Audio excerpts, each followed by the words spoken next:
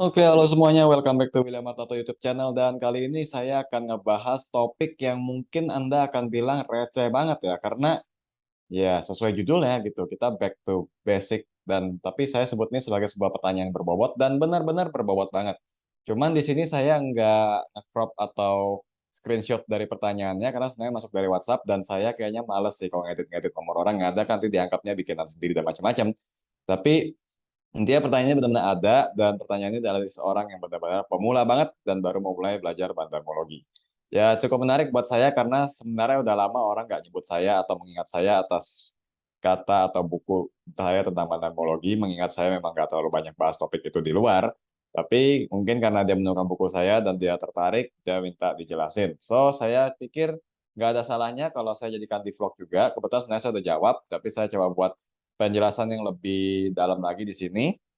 Syukur-syukur bisa membantu teman-teman lain karena siapa tahu bukan dia doang yang kebingungan dengan kondisi tersebut gitu ya.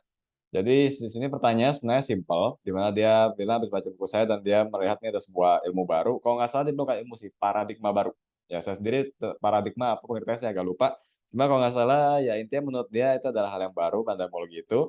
Dan pertanyaan dia adalah, kalau menurut saya bandar itu perannya seberapa penting di market gitu. Kalau misalnya kita mengabaikan bandarmologi itu oke nggak? Dan kalau misalnya dianggap penting, seberapa penting atau seberapa direkomendasikan untuk mempelajari bandarmologi itu sendiri. Dan seperti yang saya selalu bilang di seminar-seminar yang dulu saya pernah bawain pun, bandarmologi itu sebenarnya adalah pelengkap gitu ya.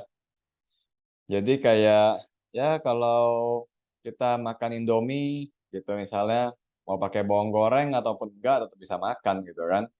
Nah, kayak kita trading, mau pakai bandarmologi atau enggak, sebenarnya tetap bisa gitu. Tapi kalau ditambahkan, mungkin bagi sebagian orang akan lebih bagus gitu. Dan hal ini kalau saya tadi contohkan Indomie tadi, ya tambah bawang goreng lebih wangi atau lebih enak gitu kan bagi sebagian orang, tapi kalau nggak pakai ya tetap bisa makan gitu kan.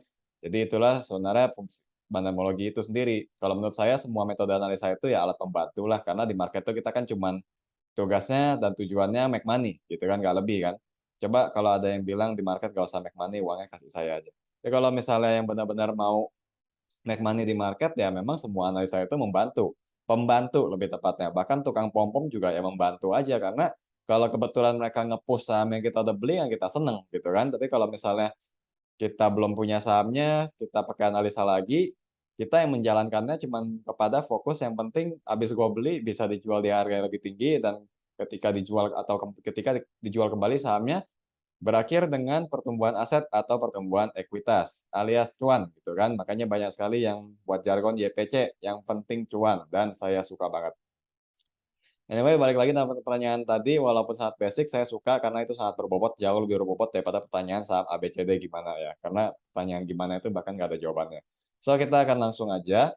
Setelah tadi saya jelaskan bahwa bandarmologi itu adalah pelengkap, gitu ya, yang mana artinya kalau Anda mau abaikan, it's okay. Makanya saya juga sering bilang ke pembaca ataupun ke member-member saya bahwa walaupun Anda join saya, bukan berarti Anda harus metode sama, gitu ya. Kita boleh punya sudut pandang yang berbeda, dan saya punya alat screening juga membantu.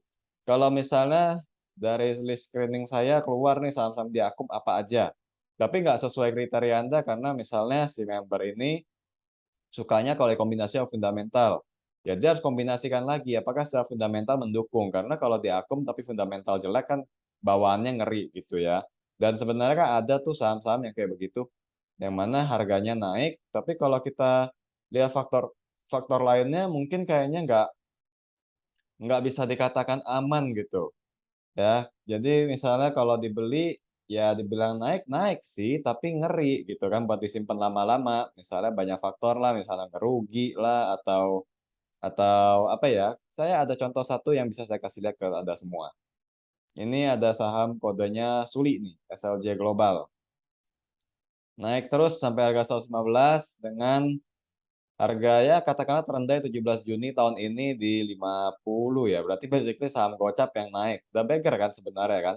Kalau ditanya pengen nggak punya saham kayak gini? Pengen. Pengen beli saham ini nggak? Kalau ada kesempatan mungkin mau bagi sebagian orang.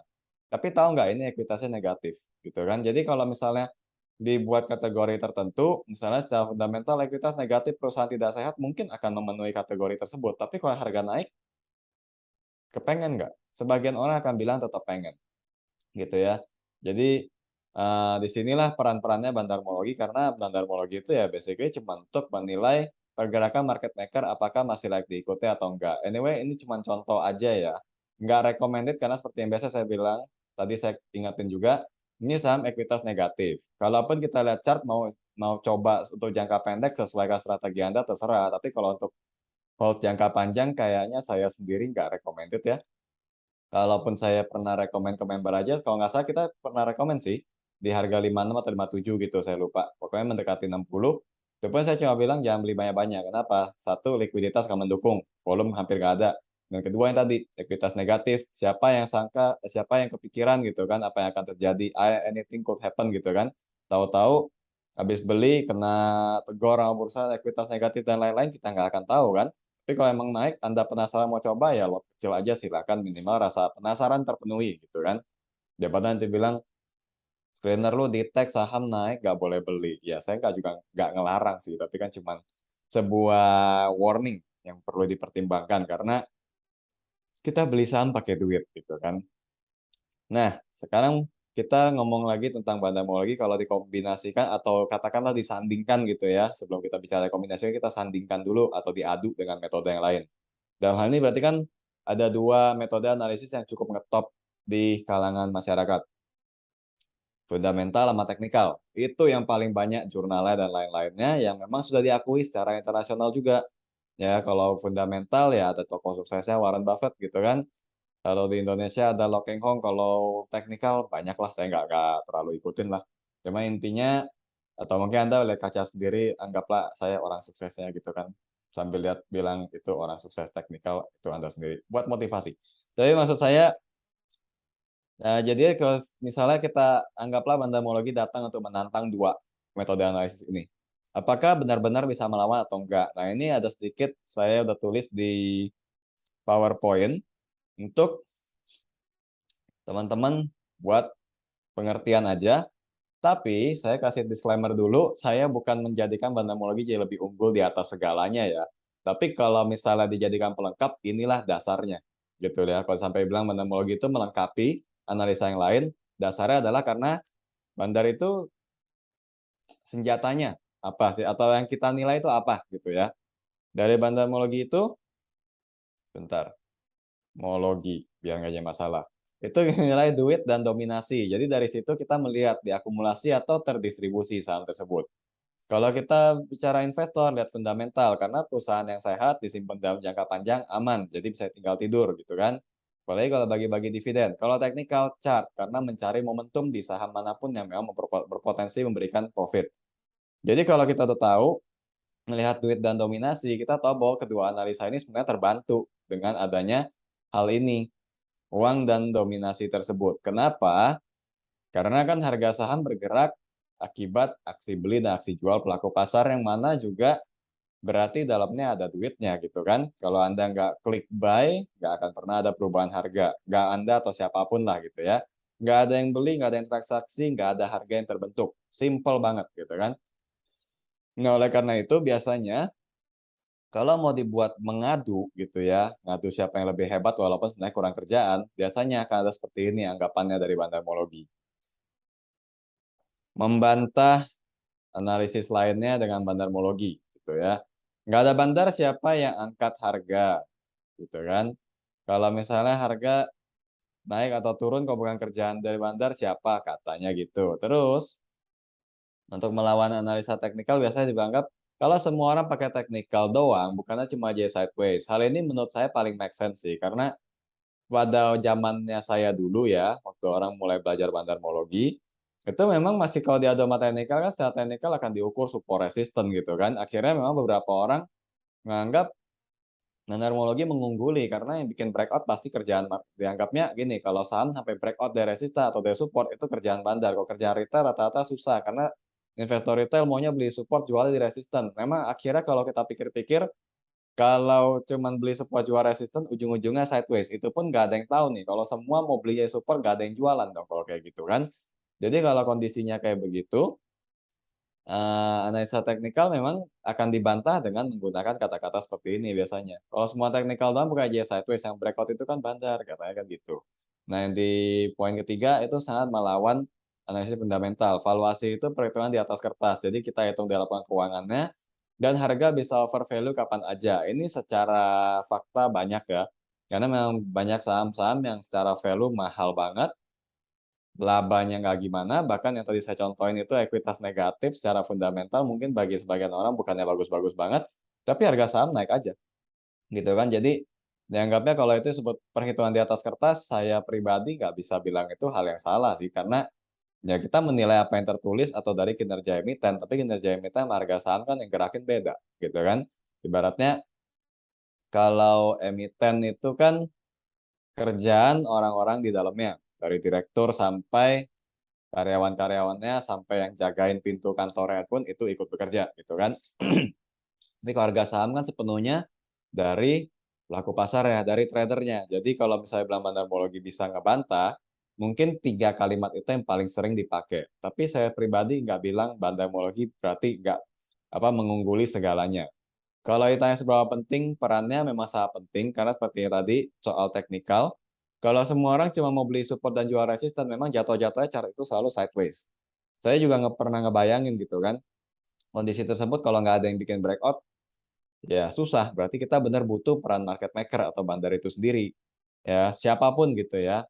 Jadi jangan image-nya, mau bandar itu pasti orang-orang yang gimana banget. Nggak sih, siapapun juga bisa, asal bisa bisa menggerakkan atau memancing demand terhadap satu saham itu bisa-bisa aja disebut sebagai bandar gitu kan. Namanya juga sebuah gelar kan, bukan bukan pekerjaan gitu loh. Nah, terus kalau nggak ada peran mereka, memang harga saham tidak akan membentuk tren yang bombastis, yang mana bisa aja membuat perhitungan-perhitungan di atas kertas itu bisa terlewati, bisa juga enggak.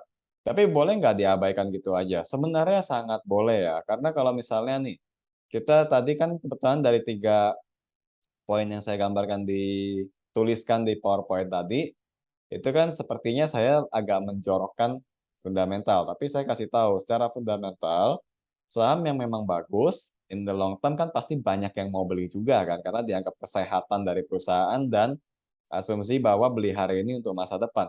Jadi kalau misalnya mau abaikan lagi boleh nggak? Sangat boleh. Mungkin perbedaannya hanyalah timing Anda menunggu agak lebih lama. Karena kita kalau beli saham deh gitu ya, kita tahu bahwa kita maunya beli satu harga yang kita suka. Atau mungkin beberapa harga deh, saya nggak bilang satu harga, itu cara saya. Anggaplah Anda mau beli di harga beberapa harga, range harga yang Anda suka.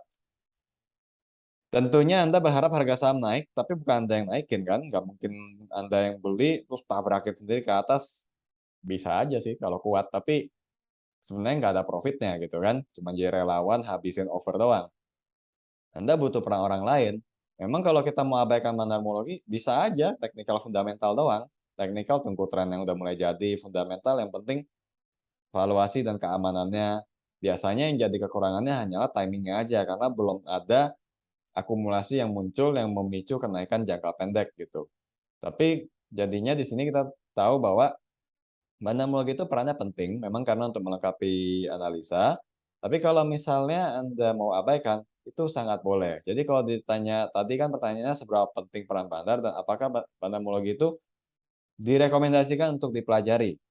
Kalau saya mau bilang wajib, ya jelas nggak bisa ya, karena seperti yang contoh tadi dan penjelasan saya sebelumnya, kalau mau diabaikan sangat boleh, tapi kalau dikombinasikan jauh lebih bagus. Biasanya kalau untuk fundamental, jadi timing, untuk teknikal mengkonfirmasi bahwa breakout-nya satu chart itu, atau resisten atau support itu false atau enggak, itu bisa dilihat dari situ, gitu. Cuma mungkin untuk pendalaman dari Banamogi itu memang agak lebih ribet, karena sekarang kan broker summary cuma bisa dilihat di sore hari. Tapi kalau cuma untuk sekedar mengetahui bahwa saham yang Anda pegang masih aman, masih diminati pelaku pasar, ngelihat sore hari pun juga nggak apa-apa sih, karena dalam bandarmologi sekarang ini memang masih broker summary, setidaknya saat vlog ini saya buat, masih broker summary yang paling banyak dipakai untuk menilai saham tersebut diakum atau enggak gitu, dengan memperlihatkan data dari broker summary yang mana, untuk cari tahu nih kira-kira tuh saham tuh ada yang memang jagain, ada atau tidak. untuk meyakinkan Anda bahwa Anda nggak sendiri di saham tersebut, gitu. Jadi kesimpulannya, satu, penting kalau menurut saya karena sebagai praktisi juga 9 tahun di market saya mempelajari hal itu penting, tapi nggak wajib dipelajari. Bingung nggak lo? Penting tapi nggak wajib. Tapi ya walaupun saya bilang penting, penting bagi yang membutuhkan ya, tapi nggak wajib karena siapapun sebenarnya asal punya cara lain untuk make money di market, ya boleh aja nggak pakai ilmu yang saya ajarin atau yang orang lain ajarin, suka-suka Anda aja, yang penting cara yang Anda jalankan berhasil, ya itulah caranya, gitu kan. Terus apa lagi ya?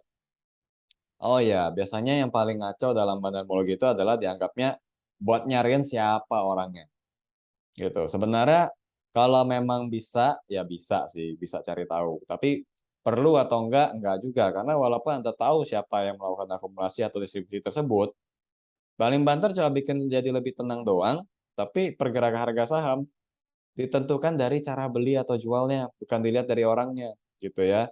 Misalnya Anda tahu orangnya siapalah gitu ya, yang Anda anggap orang kaya banget beliin satu saham. Kalau dia cuman mau beli di harga bawah, ya akum di bawah doang nggak akan naik harga sahamnya, gitu.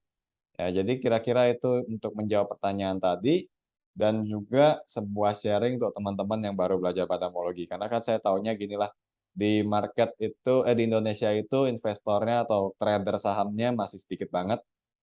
So, saya harap, video ini bisa menjadi edukasi jangka panjang buat teman-teman yang baru dengar atau baru mau tahu bandamologi itu apaan. Dan semoga informasi atau sharing yang saya berikan bisa membantu. Nanti kalau ada penjelasan lebih lanjut, kita ketemu lagi pada vlog selanjutnya. See you again.